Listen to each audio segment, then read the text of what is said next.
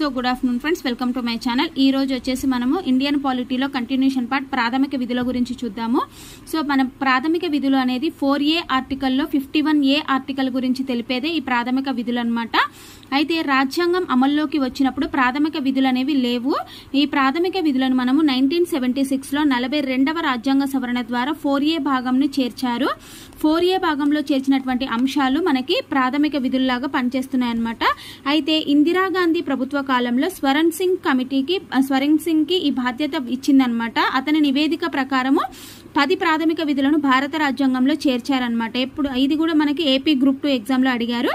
అంటే ఫస్ట్ మనం గుర్తుపెట్టుకోవాల్సింది, స్టార్టింగ్ లో ప్రాథమిక విధులు అనేవి రాజ్యాంగంలో లేవు. మనం ప్రాథమిక విధులను మనకి 1976లో 42వ రాజ్యాంగ సవరణ ద్వారా రాజ్యాంగంలో చేర్చాము. 4A భాగంలో 51A ఆర్టికల్ మనకి ప్రాథమిక విధుల గురించి తెలుపుతుంది. మరి ఈ ప్రాథమిక విధుల గురించి ఇందిరాగాంధీ ప్రభుత్వము స్వరణ్ సింగ్ కమిటీకి బాధ్యత ఇచ్చిందనమాట. అంటే అతడి యొక్క నివేదిక ప్రకారమే ఈ ప్రాథమిక విధులను 10 ప్రాథమిక విధులను భారత రాజ్యాంగంలో చేర్చారు. ప్రాథమిక విధులను రాజ్యాంగంలో చేర్చడం అనే అంశం మనం ఎక్కడి నుంచి గ్రహించామంటే రష్యా నుండి స్వీకరించడం అనేది జరిగిందనమాట. అయితే 4A విభాగంలో ఉన్న ఏకైక ఆర్టికల్ 51A 1977 జనవరి 3 నుండి అమల్లోకి వచ్చింది. అంటే 1976 42 కాన్స్టిట్యూషన్ అమెండ్మెంట్ ద్వారా 1976లో రాజ్యాంగంలో చేర్చిన ఇవి ఎప్పటి నుంచి అమల్లోకి వచ్చింది అంటే 1977 జనవరి 3 నుండి ప్రాథమిక విధులు అనేవి అమల్లోకి వచ్చాయి.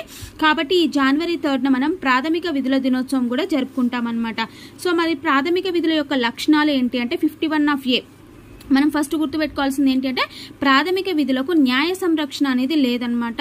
సో ప్రస్తుతం 11 ప్రాథమిక విధులు భారత రాజ్యాంగంలో ఉన్నాయి. కానీ 10 ప్రాథమిక విధులను మనం ఎప్పుడు 1976లో చేర్చాము స్వరణ్ సింగ్ కమిటీ ప్రకారం. కానీ మరొక విధి కూడా మనం యాడ్ చేసామన్నమాట. సో కాబట్టి ప్రస్తుతం 11 ప్రాథమిక విధులు భారత రాజ్యాంగంలో ఉన్నాయి. 11వ ప్రాథమిక విధిని 86వ రాజ్యాంగ సవరణ ద్వారా 2002లో రాజ్యాంగంలో చేర్చడం అనేది జరిగిందనమాట. మరి ఇప్పుడు చూద్దాం. ఫస్ట్ 51Aలో ఫస్ట్ వచ్చేసి 51A ఆఫ్లో స్మాల్ ఏ ఫస్ట్ వచ్చేసి ఏంటి అంటే ఫస్ట్ విధి, ప్రతి పౌరుడు జాతీయ పతాకాన్ని జాతీయ చిహ్నాలని గౌరవించాలి. మొత్తం 11 ప్రాథమిక విధులు ఉన్నాయన్నాం కదా. అందులో ఫస్ట్ విధి ఏంటి అంటే మనకి ప్రతి పౌరుడు కూడా జాతీయ పతాకాన్ని జాతీయ చిహ్నాలని గౌరవించాలి. సెకండ్ విధి వచ్చేసి దేశ స్వాతంత్రోద్యమ లక్ష్య సాధనకు ప్రతి పౌరుడు కూడా కృషి చేయాలన్నమాట. థర్డ్ వచ్చేసి ఏంటి అంటే దేశ సార్వభౌమాధికారాన్ని సమగ్రతను పరిరక్షించాలి. ఫోర్త్ వచ్చేసి జాతీయ సేవలో కంకణబద్దులై ఉండి అవసరమైతే ప్రాణత్యాగం కూడా చేసే విధంగా ఉండాలి. అది కూడా మన ఒక ప్రాథమిక విధి అనమాట. సో 5th వన్ వచ్చేసి సోదర భావాన్ని పెంపొందించుకోవాలి, మహిళల పట్ల మర్యాదగా మెలగాలి అనమాట. అది మనకు 5th ప్రాథమిక విధి. 6th వచ్చేసి ఉమ్మడి చరిత్ర సంస్కృతిని మనం పరిరక్షించుకోవాలి. అది కూడా మన యొక్క ప్రాథమిక విధి అనమాట. 7th వచ్చేసి వన్యప్రాణుల పట్ల దయ చూపాలి. 8th వచ్చేసి శాస్త్రీయ దృక్పథాన్ని పెంపొందించుకొని మూఢనమ్మకాలను నిర్మూలించాలన్నమాట. అది మనకి 8వది.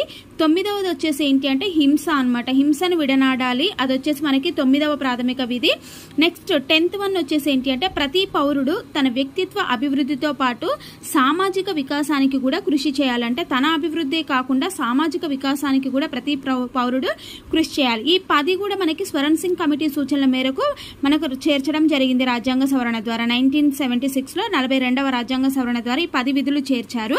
ఈ 11వ విధి ఏంటి అంటే 6 నుంచి 14 సంవత్సరాల లోపు బాలబాలికలకు విద్యను అందించేందుకు తల్లిదండ్రులు కృషి చేయాలి. ఈ 11వ ప్రాథమిక విధిని 86వ రాజ్యాంగ సవరణ ద్వారా 2002లో చేర్చడం జరిగింది. అట్లాగే ఈ 11వ ప్రాథమిక విధి గురించి మనకి ఏపీపీఎస్సీ రీసెంట్ గా జరిగినటువంటి ఏపీపీఎస్సీ గ్రూప్ 2లో కూడా అడగడం జరిగిందనమాట. 6 to 14 years లోపు బాలబాలికలకు విద్యను అందించేందుకు తల్లిదండ్రులు కృషి చేయాలన్నమాట. సో ఇవి మనకి 11 కూడా మనకి ప్రాథమిక విధులు వెరీ వెరీ ఇంపార్టెంట్ అన్నమాట. ఓకేనా. మరి దాని రిలేటెడ్ కేసెస్ కూడా చూడాలి కదా మనము. సో దాని రిలేటెడ్ కేసెస్ చూస్తే ఫస్ట్ ఒక బిట్ ప్రాక్టీస్ అనేది చూద్దాము. ఈ క్రింది వానిలో స్వరణ్ సింగ్ కమిటీ సిఫార్సుల విధులకు సంబంధించిన అంశాలు ఏవి అమల్లోకి వచ్చాయి అని చెప్పేసి ఏవి అమల్లోకి రాలేదు అని చెప్పేసి అడిగారు. ఫస్ట్ వచ్చేసి సకాలంలో పన్నుల చెల్లింపు, విధులను ఉల్లంఘిస్తే వారిపై శిక్షలను విధించుట, అట్లాగే శిక్షలను విధించిన అంశాలను ఏ న్యాయస్థానాల్లో కూడా సవాల్ చేయకుండా ఉండడం, పైవన్నీ సరైనవి. ఇవి 4 కూడా మనకి అడిగారనమాట. ఆప్షన్స్ ఏది కరెక్ట్ అని చెప్పేసి మనల్ని అడగడం జరిగింది. అయితే మనకి ఏంటంటే ఆన్సర్ పైవన్నీ కూడా సరైనవి అనమాట. అన్ని ప్రాథమిక విధులు కూడా మనకి స్వరణ్ సింగ్ కమిటీ సిఫార్సులకు సంబంధించి ఏవి అమలులోకి రాలేదు అని అంటే ఇవి ఏవి కూడా మనకి అమల్లోకి రాలేదు. అంటే సకాలంలో పనుల చెల్లింపు కానీ, విధులను ఉల్లంఘించిన వారిపై శిక్షలను విధించడం కానీ, శిక్షలను విధించిన అంశాలను ఏ న్యాయస్థానాల్లో సవాలు చేయకుండా ఉండడం కానీ ఇవన్నీ కూడా కాదనమాట. ఓకేనా.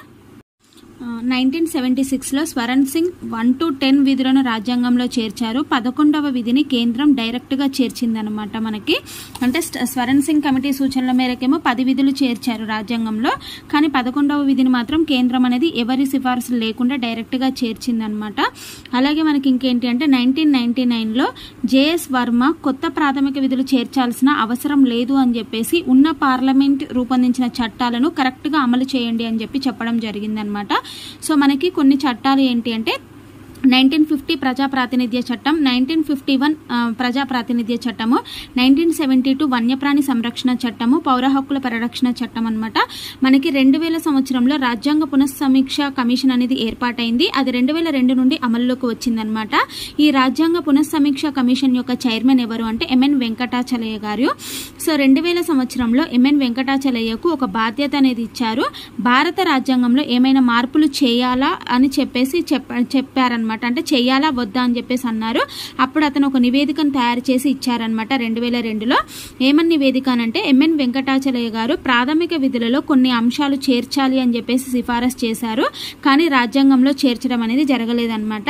అవి ప్రతి పౌరుడు తప్పనిసరిగా ఓటు హక్కును వినియోగించుకోవాలి, పరిశ్రమలలో పనిచేసే కార్మికులకు వారి పిల్లల శారీరక, మానసిక, సాంస్కృతిక అభివృద్ధికి ఆ పరిశ్రమ యాజమాన్యం చర్యలు తీసుకోవాలి అని చెప్పేసి ఇవి రెండింటిని కూడా చేర్చాలి అని చెప్పేసి ఎంఎన్ వెంకటాచలయ్య గారు సిఫారసు చేయడం అనేది జరిగింది. అంటే ఈ రెండింటిని కూడా ప్రాథమిక విధులలో చేర్చాలి అని చెప్పారు, కానీ అవి రాజ్యాంగంలో చేర్చడం అనేది జరగలేదన్నమాట. అయితే ప్రాథమిక విధుల గురించి కొందరు వ్యాఖ్యానాలు చూస్తే ప్రాథమిక విధులు కేవలం అలంకారప్రాయకమైనవి అని చెప్పింది ఎవరు అంటే కేపీ ముఖర్జీ అనమాట. సో ప్రాథమిక విధులు వ్యక్తి యొక్క నైతిక ప్రవర్తనను పెంపొందించే మార్గదర్శక సూత్రాలు అని చెప్పింది ఎవరు అంటే డీకే బారువా అనమాట. నెక్స్ట్ ప్రాథమిక విధుల అమలు పౌరుల చిత్తశుద్ధి పైన ఆధారపడి ఉంటుంది అని చెప్పింది ఎవరు అంటే డిడి బసు అనమాట. డిడి బసు రాసినటువంటి పుస్తకం ఏంటి అంటే introduction of the Indian constitution అనే బుక్ రాయడం జరిగింది. ఇతను భారత రాజ్యాంగాన్ని వ్యాఖ్యానిస్తూ అందులో అంశాలను చర్చిస్తూ రాసినటువంటి మొదటి వ్యక్తి అనమాట ఇతను. నెక్స్ట్ వచ్చేసి మనకేంటి అని అంటే ఆదేశిక సూత్రాలకు ప్రాథమిక హక్కులకు మధ్య విభేదాల గురించి అనమాట. ఇవి వాటి గురించి కాబట్టి మనకు అవసరం లేదు. Next related case Champakam Dorairajan versus Madras government 1951. బలహీన వర్గాల వారికి విద్యను అందించిన మొట్టమొదటి రాష్ట్రం మద్రాస్ అనమాట. ఇది రిజర్వేషన్లకు సంబంధించినటువంటిది. నెక్స్ట్ కామేశ్వర సింగ్ వర్సెస్ బీహార్ ప్రభుత్వం కేసు. భారతదేశంలో భూ సంస్కరణలు అమలు చేసిన మొదటి రాష్ట్రం బీహార్ అనమాట. సో ఇది వచ్చేసి మనకేంటి అంటే భూ సంస్కరణల అమలుకు రిలేటెడ్ ఉన్నటువంటి కేసు. ఇది ఈ రెండు cases Champakam Dorairajan versus Madras government, Kameshwar Singh versus Bihar, ఈ రెండు కేసులలో కూడా హక్కులకు ప్రాధాన్యతనిచ్చారు. అంటే ప్రాథమిక హక్కులకు ఇంపార్టెన్స్ ఇచ్చారు, కానీ ఆదేశిక సూత్రాలకు ఇంపార్టెన్స్ అనేది లేదనమాట. ఓకేనా. అట్లాగే 1951 జూన్ 18న మొదటి రాజ్యాంగ సవరణ ద్వారా 15(4), 31(a), 31(b) ద్వారా ఈ ఆర్టికల్స్ అనేవి చేర్చడం జరిగింది. మనకు తెలుసు కదా 15(4) ఏంటి, బలహీన వర్గాల వారి కోసం రిజర్వేషన్లు. 31(a) అంటే ఏంటి, మనకి భూ సంస్కరణల పేరుతో ప్రభుత్వం చట్టాలు చేసే విషయంలో హక్కులు ఉల్లంఘించే అనే ఉద్దేశంతో ఏ న్యాయస్థానాల్లో సవాల్ చేయరాదు అని 31(a). 31(b) ఏం చెప్తుందంటే 9th షెడ్యూల్కి సంబంధించినటువంటి అంశాల గురించి 31(b) చెప్తుందన్నమాట. మొదటి రాజ్యాంగ సవరణ అనేది ఆదేశిక సూత్రాలకు రక్షణ కల్పించేదిగా ఉంటుందన్నమాట. ఈ మొదటి రాజ్యాంగ సవరణ అనేది ఆదేశిక సూత్రాలను ప్రాథమిక హక్కులలో చేర్చడం ద్వారా వాటి ప్రాధాన్యత అనేది పెరిగిందనమాట. అంటే వాటికి రక్షణగా ఉంది కాబట్టి వాటి యొక్క ప్రాధాన్యత అనేది పెరిగింది. నెక్స్ట్ మనకి ఇంకా రిలేటెడ్ కేసెస్ ఏంటి, ఇంపార్టెంట్ కేసెస్ అంటే ఇది చూసారా, Shankari Prasad versus union of India 1951. అంటే ఇతను ఏంటి అంటే ఆదేశిక సూత్రాలను ప్రాథమిక హక్కుల్లో చేరుస్తున్నారు, ప్రాథమిక హక్కుల యొక్క ప్రాధాన్యత తగ్గుతుంది అని చెప్పేసి శంకరిన్ ప్రసాద్ కేసు వేయడం జరిగింది. మొదటి రాజ్యాంగ సవరణ చట్టం తప్పు, ఇది హక్కులను ఉల్లంఘిస్తున్నాయి, ఇవి రైట్ ఆర్ రాంగ్ అనేది చెక్ చేయమని చెప్పి కేసు వేస్తే అప్పుడు తీర్పిచ్చిందనమాట. ఆ సమయంలో సుప్రీంకోర్టు ప్రధాన న్యాయమూర్తి ఎవరు అంటే పతాంజలి శాస్త్రి అనమాట. ఇతను 2వ ప్రధాన న్యాయమూర్తి. మరి తీర్పు ఏమిచ్చింది అంటే రాజ్యాంగ సవరణ చట్టం చేసేది తప్ప ఒప్ప అని చెక్ చేసే అధికారం మాకు లేదు. సో ఆ న్యాయ సమీక్ష చేసే అధికారం అనేది కోర్టులకు లేదనమాట. రాజ్యాంగాన్ని సవరించి చట్టాలను చెక్ చేసే అధికారము ఎవరికి ఉంది అంటే పార్లమెంట్కే ఉంది, కానీ న్యాయ వ్యవస్థకు లేదనమాట. మరి చట్టాలు ఎన్ని రకాలు అంటే 2 రకాలు, సాధారణ చట్టాలు, రాజ్యాంగ సవరణ చట్టాలు. సో సాధారణ చట్టాలు అంటే ఆల్రెడీ రాజ్యాంగంలో ఉన్నవి, వీటిని చెక్ చేసే అధికారం సుప్రీంకోర్టుకు ఉంటుంది. రాజ్యాంగ సవరణ అంటేనేమో రాజ్యాంగంలో ఉన్న నిబంధనలను మార్చే చట్టాలు, వీటిని చెక్ చేసే అధికారం అనేది సుప్రీంకోర్టుకు లేదనమాట. రాజ్యాంగ సవరణ చట్టాలని చెక్ చేసే దాని గురించి డిస్కస్ చేసే అవకాశం అనేది సుప్రీంకోర్టుకు లేదనమాట. ఓకేనా. అట్లాగే మనకేంటి సజ్జన్ సింగ్ వర్సెస్ రాజస్థాన్ ప్రభుత్వం కేసు 1965. సో అన్ని రాజ్యాంగ సవరణలను అబ్జర్వ్ చేస్తుంటే అందులో 1st, 4th, 17th రాజ్యాంగ సవరణల ద్వారా చేర్చినటువంటి అంశాలు హక్కులకు వ్యతిరేకంగా ఉన్నాయి అని కోర్టులో కేసారు. అంటే 1st రాజ్యాంగ సవరణ, 4th రాజ్యాంగ సవరణ, 17th రాజ్యాంగ సవరణ ద్వారా ఏ అంశాలు అయితే చేర్చారో ఆ అంశాలు హక్కులకు వ్యతిరేకంగా ఉన్నాయి అని కోర్టులో కేసు వేశాడనమాట. ఈ 3 రాజ్యాంగ సవరణలు కూడా రాజ్యాంగ విరుద్ధం అని చెప్పేసి మనకి ఈ సజ్జన్ సింగ్ కేసు వేయడం జరిగింది. తీర్పు ఏంటి అంటే సాధారణ చట్టాలకు మాత్రమే చెక్ చేస్తాం కానీ న్యాయ సమీక్ష చేసే అధికారం ఉంది కానీ రాజ్యాంగ సవరణ ద్వారా చేర్చినటువంటి అంశాలపై న్యాయ సమీక్ష చేసే అధికారం మాకు లేదు అని చెప్పేసి సుప్రీంకోర్టు తీర్పునిచ్చింది. ఇంకొకటి ఏంటి అంటే గోలక్నాథ్ వర్సెస్ పంజాబ్ ప్రభుత్వం కేసు 1967. ఇది కూడా మనకి తెలంగాణ గ్రూప్ 1 ప్రిలిమ్స్ లో అడిగారనమాట. గోలక్నాథ్ వర్సెస్ పంజాబ్ ప్రభుత్వం కేసు. పంజాబ్లో గోలక్నాథ్ అనే వ్యక్తికి 400 ఎకరాల భూమి ఉండేదన్నమాట. అయితే అతను చనిపోతే అతని ఆస్తి వారసులకు వర్తిస్తుంది. అయితే పంజాబ్ ప్రభుత్వం ఏం చేసిందంటే 4000 ఎకరాల భూమిలో 40 ఎకరాలకు గోలక్నాథ్ కొడుకుకి ఇచ్చి మిగిలిన ఆస్తి భూమి అంతా కూడా భూ సంస్కరణల పేరుతో పేదలకు పంచారనమాట. అప్పుడు అతను కోర్టులో కేసు వేశాడనమాట. సో ఈ గోలక్నాథ్ టైంలో సుప్రీంకోర్టు ప్రధాన న్యాయమూర్తి ఎవరు అంటే కోకా సుబ్బారావు అనమాట. ఇతడు మొదటి తెలుగు సుప్రీంకోర్టు న్యాయమూర్తి అనమాట. మరి తీర్పు ఏమనిచ్చింది అంటే అసలు రాజ్యాంగాన్ని సవరించే అధికారం కూడా ఎవరికీ లేదు. రాజ్యాంగాన్ని సవరించాలంటే ఇందిరాగాంధీ ప్రభుత్వము ఒక ప్రత్యేక రాజ్యాంగాన్ని సవరించాలంటే ఒక ప్రత్యేకమైన ప్రొసీజర్ ఉంటుంది. రాజ్యాంగాన్ని రచించడానికి మేధావులను ఎలా ఎంపిక చేసి రచించారో రాజ్యాంగాన్ని సవరించాలన్నా కూడా అలాగే మేధావులను ఎంపిక చేసి రాజ్యాంగ సవరణ చేయాలి అని చెప్పి తీర్పునిచ్చాడనమాట. తన భూమి గోలక్నాథ్కి తిరిగి ఇవ్వడం అనేది జరిగింది ఇందిరాగాంధీ ప్రభుత్వం సమయంలో అనమాట. ఓకేనా. అట్లాగే మనకేంటి ప్రాథమిక హక్కులకు ప్రయోజనం చేకూర్చినటువంటి కేసుగా మనకి గోలక్నాథ్ కేసును చెప్తారనమాట. సో ప్రాస్పెక్టివ్ అంటే ఇప్పటి నుండి చేసే చట్టాలకు ఇవి చెల్లవు అనే సూత్రాన్ని అనుసరించి ఈ కేసు తీర్పునివ్వడం అనేది జరిగిందనమాట. సో మొత్తం ఈ గోలక్నాథ్ కేసులో 11 మంది న్యాయమూర్తులు అనమాట. 6 మెంబర్స్ ఒక గ్రూపు, 5 మెంబర్స్ ఇంకొక గ్రూప్ అనమాట. సో ఇక్కడ ఒకరు కోకా సుబ్బారావు కూడా ఒకరు అనమాట అందులో. అట్లా ఈ క్రింది వానిలో సరైన అంశం అని చెప్పేసి 1969లో ఇందిరాగాంధీ ప్రభుత్వం బ్యాంకుల జాతీయకరణ చట్టాన్ని చేసింది. బి వచ్చేసి బ్యాంకుల జాతీయకరణ కేసుగా ప్రసిద్ధి చెందినది case Cooper versus union of India. Options A and B, none of this అనేది ఏ అండ్ బి అనేది రైట్ అనమాట. ఎందుకంటే 1969లోనే ఇందిరాగాంధీ ప్రభుత్వం బ్యాంకుల జాతీయకరణ చేసింది. అట్లాగే ఈ బ్యాంకుల జాతీయకరణ కేసుగా మనము Cooper versus union of India కేసుని పిలుస్తామన్నమాట. నెక్స్ట్ 1969 ఇందిరాగాంధీ ప్రభుత్వం 14 బ్యాంకులను జాతీయకరణ చేసిందనే విషయం తెలుసు కదా. అట్లాగే 1970లో రాజాభరణాలను రద్దు చేసింది ఇందిరాగాంధీ ప్రభుత్వం. సో రాజాభరణం అంటే ఏంటి అంటే ఇండిపెండెన్స్ వచ్చిన తర్వాత మౌంట్ బాటన్ ఏం చేశాడు అంటే ఇష్టమైతే ఇండియాలో ఉండండి లేదంటే పాకిస్తాన్కైనా వెళ్ళండి, అలా కూడా ఉండడం ఇష్టం లేకపోతే స్వతంత్ర దేశంగా అయినా ఉండండి అని చెప్పి చెప్పారనమాట. ఓకేనా. అంటే స్వదేశీ సంస్థానాలు స్వతంత్రంగా ఉండే అవకాశం అనేది ఇచ్చారనమాట. అప్పుడు వల్లభాయ్ పటేల్ వారిని రిక్వెస్ట్ చేసి మీరు స్వతంత్రంగా ఉంటే ఎయిర్ ఫోర్స్, నేవీ ఏర్పాటు చేసుకోవాలి కొత్తగా, శత్రు దేశాలు మీ మీద ఈజీగా అటాక్ చేస్తాయి కాబట్టి మీరు ఇండియాలో కలిసిపోండి అని చెప్పేసి చెప్పడం జరిగింది వల్లభాయ్ పటేల్. సో ఎందుకు అనంటే మీరు అలా చేస్తే రాజాభరణాలను కూడా మేము చెల్లిస్తాము, అంటే స్వదేశీ సంస్థానాలకు నెల నెల ఖర్చుల కోసం ఇచ్చే భరణము నెల నెల 20 లక్షలు ఇస్తామని చెప్పి కూడా మనకి వల్లభాయ్ పటేల్ చెప్పడం జరిగిందనమాట. ఆ విషయంలో మనకి రాజభరణాల కేసు అనేది ఇంపార్టెంట్. భారత రాజ్యాంగం అమల్లోకి వచ్చిన దగ్గర నుండి 1970 వరకు రాజభరణం అనేది కొనసాగింది. ఇందిరాగాంధీ ప్రభుత్వం వచ్చాక రాజభరణాన్ని క్యాన్సిల్ చేసింది. ఎవరైతే 1000 ఎకరాల భూమిని స్వాధీనం చేసుకున్నారో వాళ్ళు ఎలా బ్రతకాలి అంటే నెలకు 20,000 ఇస్తామని చెప్పేసి ఇందిరాగాంధీ చెప్పిందనమాట. అప్పుడు రాజాభరణం పొందడం మా ప్రాథమిక హక్కు అని వాళ్ళు కోర్టులో కేసు వేశారనమాట. రాజాభరణాల విషయంలో ఎవరైతే భూమిని కోల్పోయిన వాళ్ళు ఉంటారో వాళ్ళు రాజాభరణాల విషయంలో కోర్టులో కేసు కూడా వేశారనమాట. ఓకేనా. సో అది మనకి నెక్స్ట్ వచ్చేసి మనకి ఇంకేంటి నెక్స్ట్ కేసు వచ్చేసి మనకేంటి అంటే కేశవానంద భారతి వర్సెస్ కేరళ ప్రభుత్వం కేసు.